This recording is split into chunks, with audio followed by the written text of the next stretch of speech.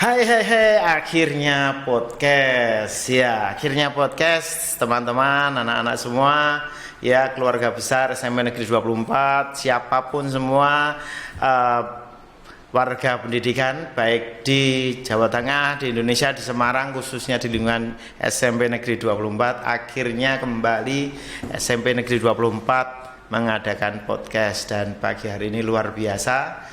Kami sudah memiliki ruang podcast yang baru, ya, ruang podcast yang luar biasa dengan interior yang luar biasa, kursinya empuk, wes just, ya, ini hal yang luar biasa.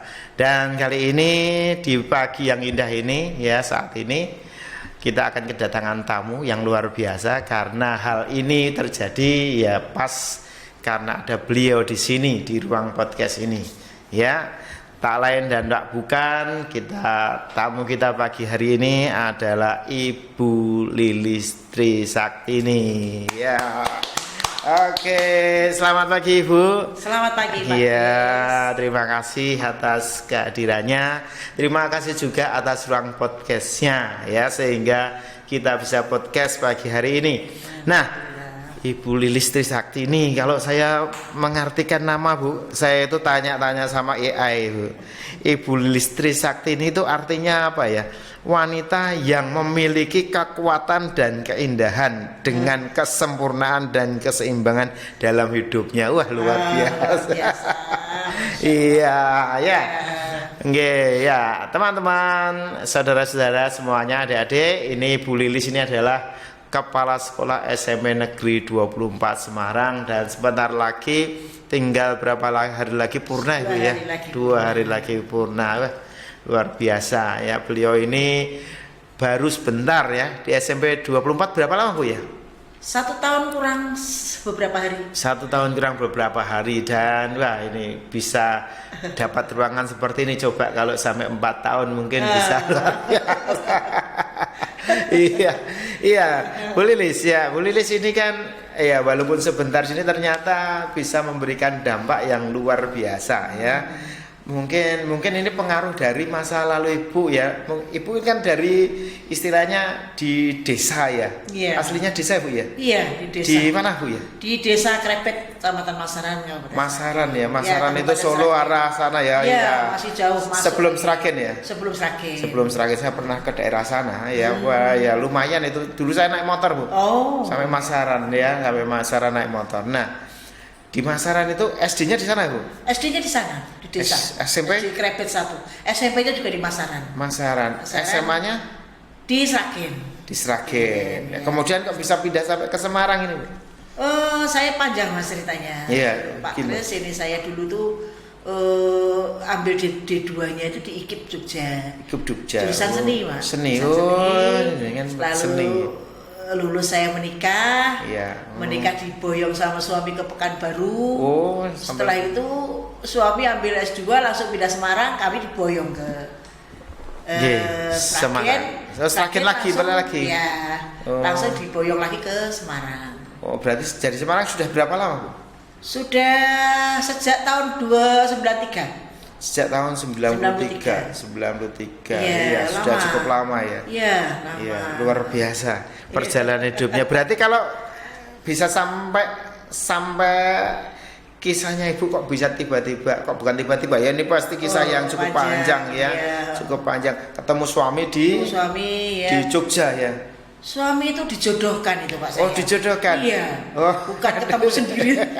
Dijodohkan sama orang. Dijodohkan, tapi kalau jodohkan namanya jodoh, kalau sudah memang kehendak Tuhan itu ternyata ya asal luar biasa. direstui orang tua, insya Allah jodoh itu mesti bahagia. Ini loh anak-anak itu. Jangan dijodohkan.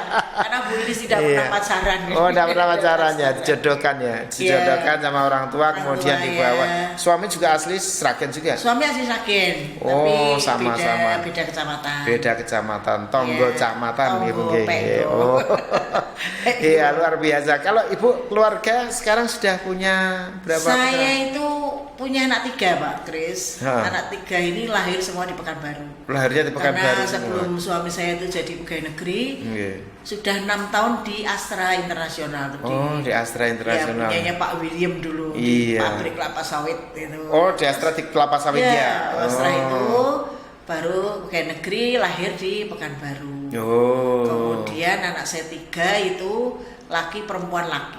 Laki Ya. sudah menikah semua. Sudah menikah semua. Sudah punya cucu. Sudah punya cucu yang nomor 1 tuh di Kementerian Kehutanan. Dia sekarang ngambil program doktor, anaknya 2. Yang nomor 2 di Kementerian Perindustrian, anaknya 1. Yang nomor 3 BUMN, anaknya 2. Jadi cucu saya sudah 5. Iya. Sudah. Nah, Bu Lilis ini ngomong-ngomong tentang pendidikan ini ya. Sekarang Bu Lilis kan di mengajar, dulu pastinya mengajar sebelum jadi kepala sekolah ya.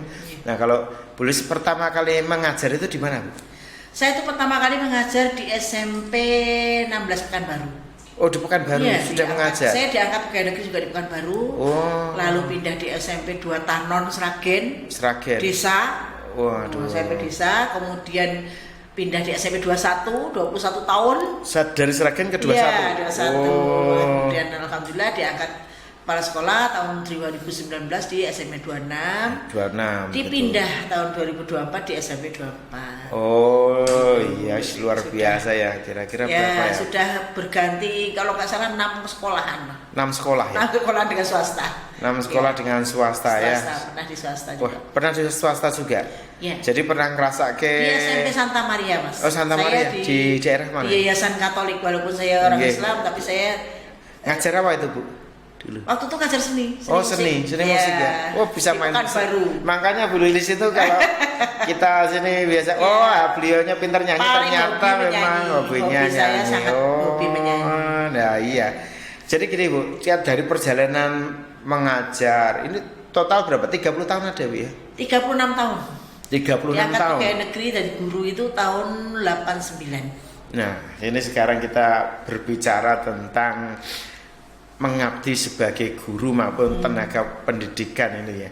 Selama Ibu menjadi guru itu kan pasti ada suka, ada duka gitu ya. Iya. Biar anak-anak ini juga termotivasi kan melihat Ibu ini kok Ibu kok bisa sekarang ada di sini gitu. Apakah pernah merasakan susahnya menjadi guru itu bagaimana? Pernah ada, Bu?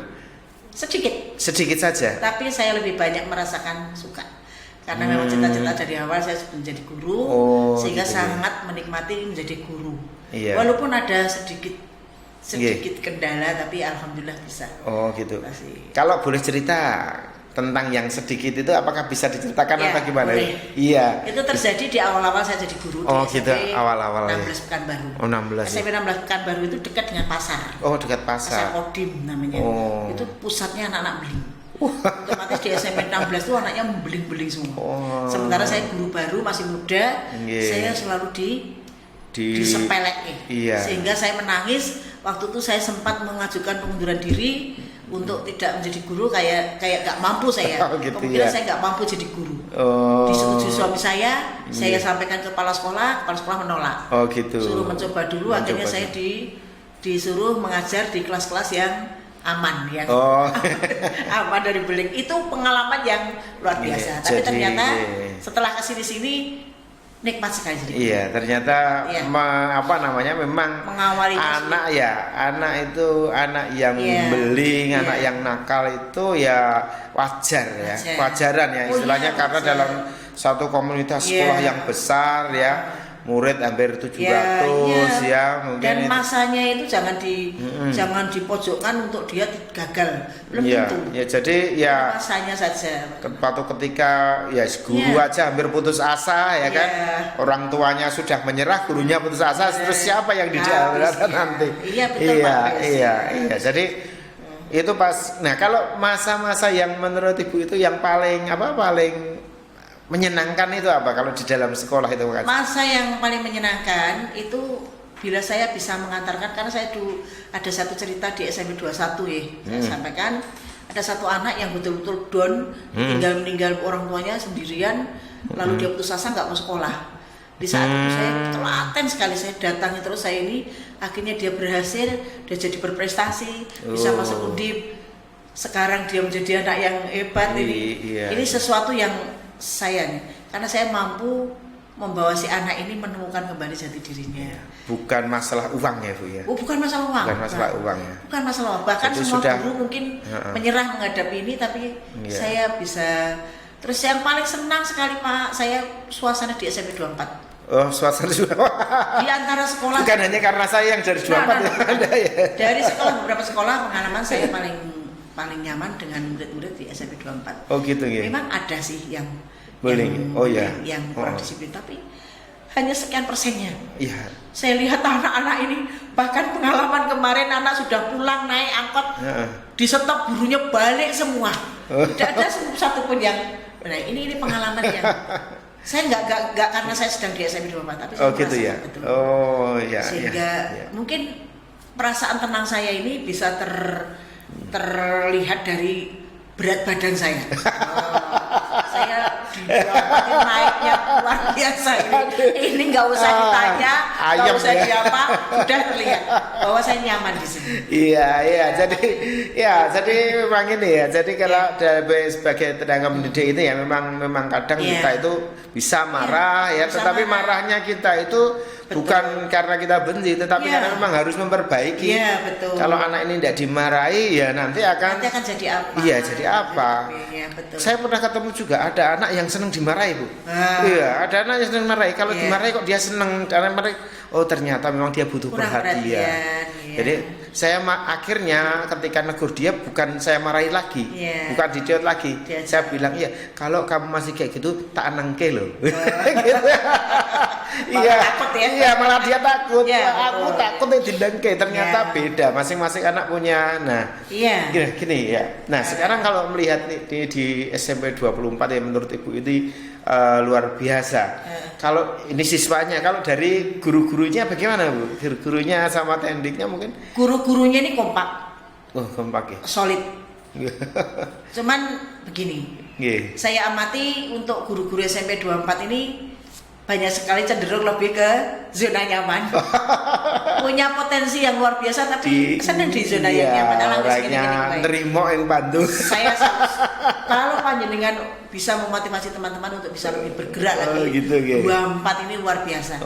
Karena punya peserta didik yang luar biasa.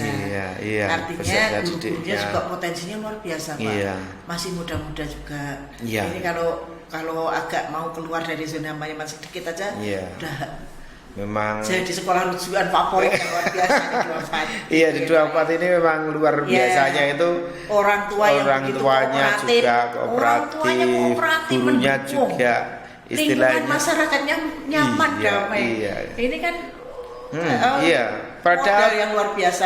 Pernah suatu saat itu ketika anaknya nakal, orang tua itu tidak ketika kita marah itu mereka nggak kan malah Pak besok dimarahi lagi ya gitu malah. Kemarin saya tegur bapaknya, saya minta maaf Pak, mohon maaf saya tadi agak kata-kata saya agak kasar. Oh, ditempeleng aja nggak apa-apa Bu. Saya setuju. Ini bukti kalau orang tua itu berarti memang pendidikan yang ada di sini yang dilakukan oleh guru, oleh sekolah itu diterima baik sama masyarakat ya di SMP sini ya di Gunung Pati. Walaupun ini di desa tetapi mereka malah paham apa yang dilakukan oleh sekolah itu sesuatu hal yang malah kadang-kadang mereka bilang kok kurang keras toh Pak. Dan saya amati orang tua itu sangat memahami sekali bahwa beliau menitipkan putra-putrinya di sini itu cukup percaya. Tak mungkin anak saya akan disakiti. Saking percaya, saking percayanya mereka itu mereka malah lebih mendorong lebih keras gitu. Ada anak sakit yang harusnya di rumah karena ibunya kerja lebih yakin dititipkan di sekolah. Ini bukti kalau betul-betul percaya. Mereka lebih senang anaknya ada di sekolah ya. Saya melihat anak-anak juga kadang-kadang kok kegiatan sampai sore itu kok kapan orang Bali-Bali gitu ya. Ternyata memang mereka itu homi dengan sekolah. Rasa memilikinya luar biasa. Nah, dengan 24 yang seperti ini tadi Bu ada harapan ya untuk 24 untuk guru-gurunya lebih lagi untuk memacu diri. Nek harapan lain yang lebih lagi untuk 24 itu seperti apa Bu?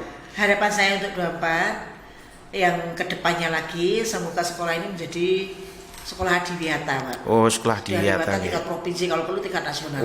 Kenapa? Karena kita punya potensi yang luar biasa dari struktur tanahnya, dari tanaman yang subur, dari udara yang luar biasa nyaman.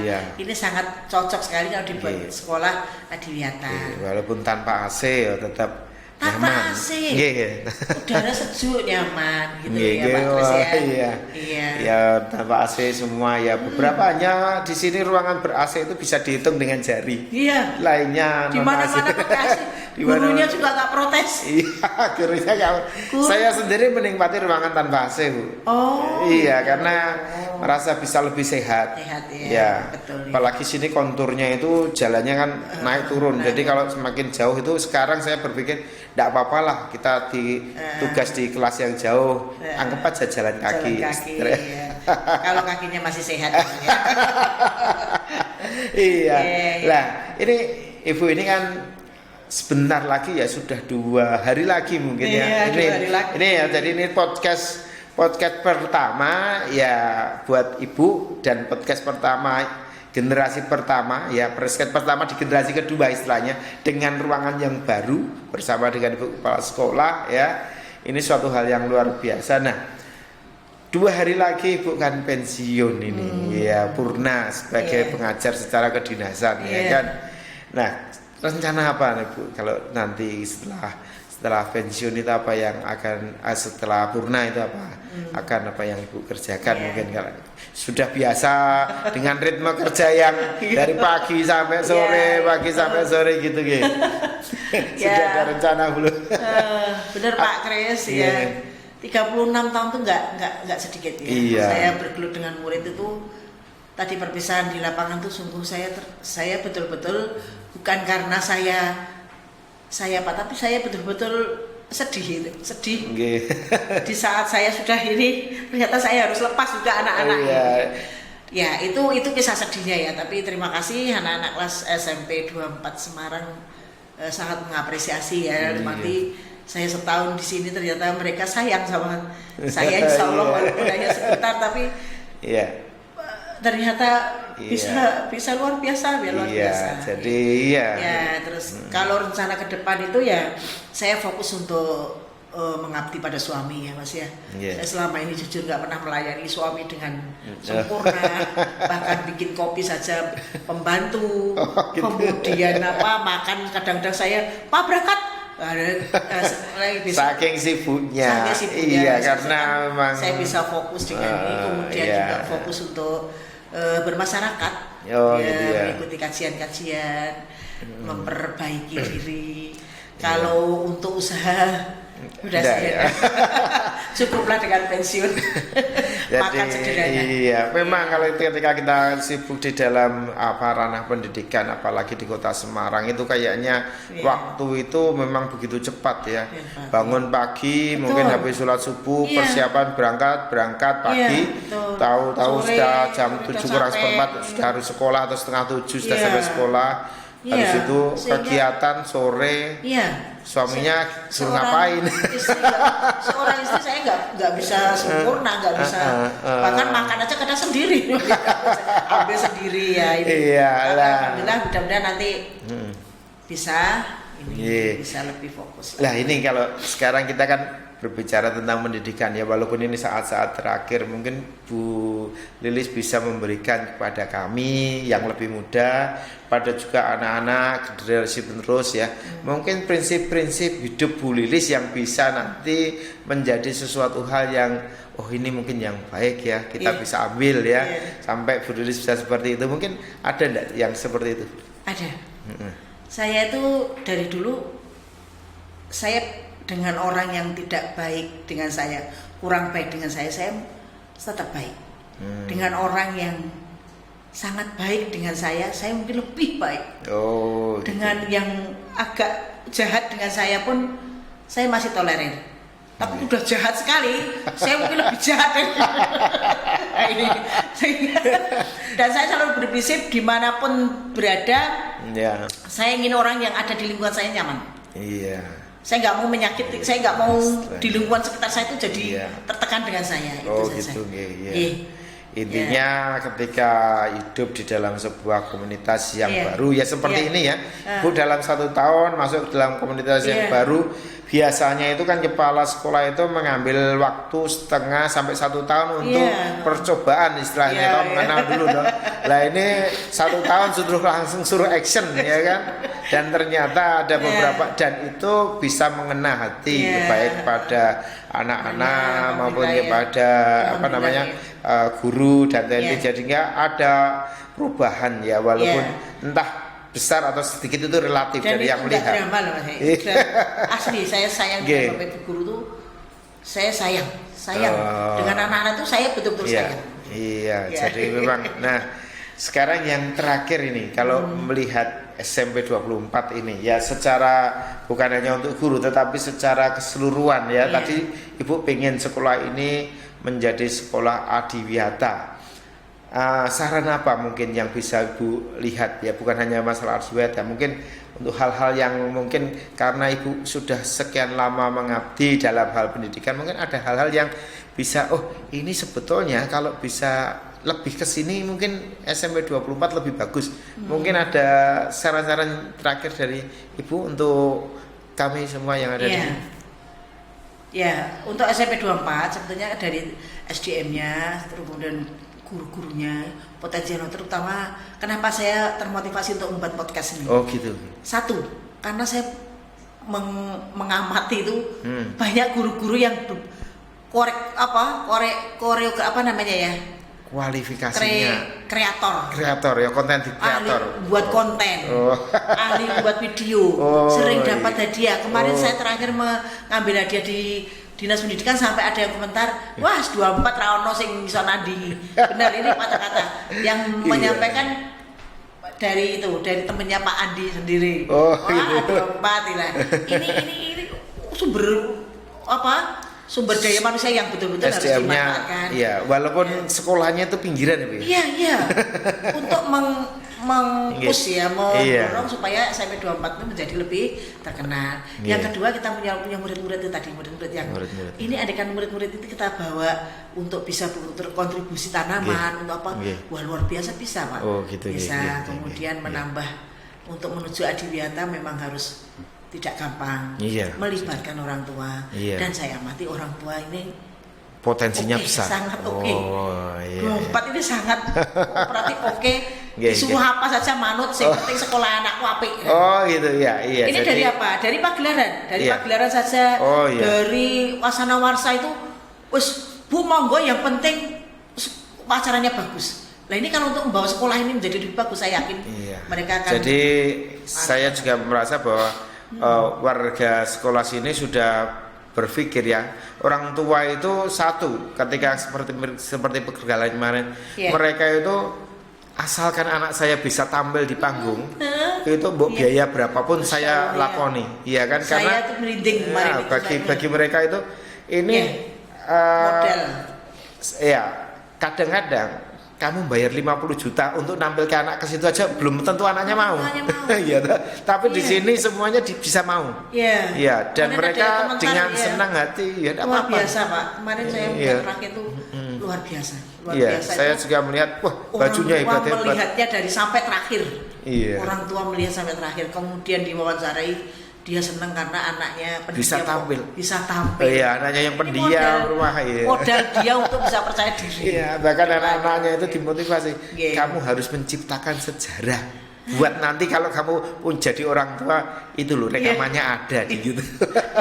Saya kalau seperti kemarin itu mau mengeluarkan uang seberapapun, saya ini juga untuk memfasilitasi anak-anak. Ternyata kayak gini ya. Awal-awalnya saya kan agak ini, tapi luar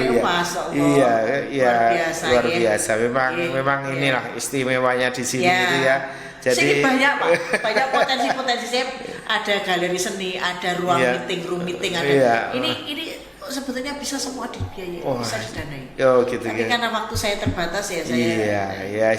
Ya di waktu yang terbatas ini ya ini bisa jadi ya.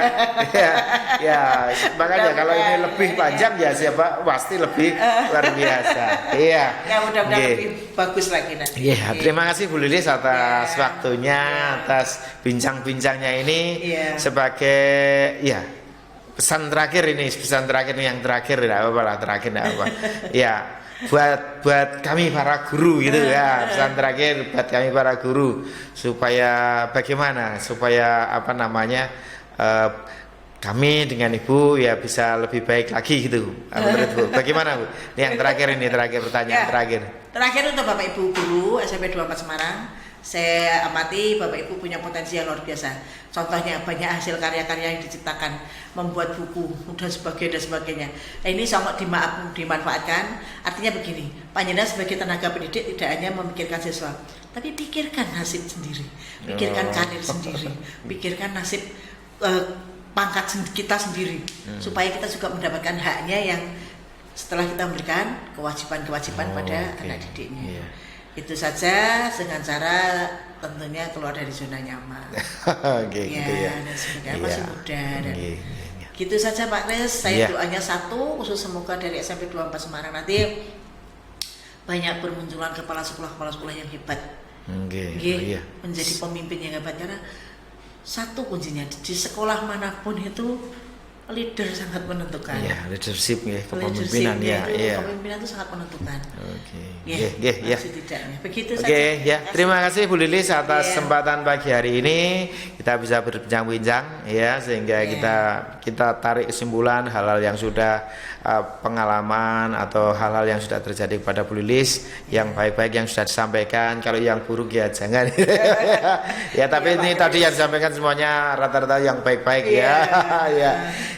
Oke, teman-teman semua, terima kasih atas atensinya, terima kasih atas kesediaannya nongkrong sebentar bersama dengan kami, dan ketemu lagi di podcast, di akhirnya podcast SMP Negeri 24 Semarang.